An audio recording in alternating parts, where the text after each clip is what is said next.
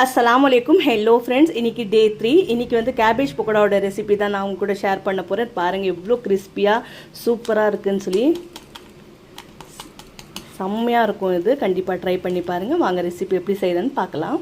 அதுக்கு ஃபஸ்ட்டு வந்து ஒரு பவுலில் 150 கிராம் கேபேஜ் வந்து மெலிசாக கட் பண்ணி சேர்த்துருக்கேன். அதுக்கப்புறம் 1 கப் கடலை மாவு, 4 டேபிள் ஸ்பூன் அரிசி மாவு, 1/2 ஸ்பூன் மஞ்சள் தூள், 2 டேபிள் ஸ்பூன் மிளகாய் தூள், 1/2 ஸ்பூன் பெருங்காயம் தூள், கொஞ்சோண்டு ஃபுட் கலரு ஒரு 2 பிஞ்ச் அந்த மாதிரி, தேவையான அளவுக்கு உப்பு, 2 டேபிள் ஸ்பூன் ஆயில் வந்து நல்லா சூடு பண்ணிவிட்டு அதுவும் சேர்த்துக்குங்க. ஸோ இந்த மாதிரி ஆயில் சூடு பண்ணி சேர்த்துக்கினா வந்து நம்ம பக்கோடா வந்து நல்லா வந்து கிறிஸ்பியாக சூப்பராக வரும். இது எல்லாமே நல்லா மிக்ஸ் பண்ணிக்கலாம். மிக்ஸ் பண்ணிவிட்டு கொஞ்சோண்டு தண்ணி தெளித்து நம்ம மிக்ஸ் பண்ணிக்கணும். ரொம்ப இது வந்து லிக்விடாலாம் இருக்கக்கூடாது. நம்ம பக்கோடா இருக்கும் இல்லையா, இந்த மாதிரி இருக்கணும். பாருங்கள் இந்த மாதிரி.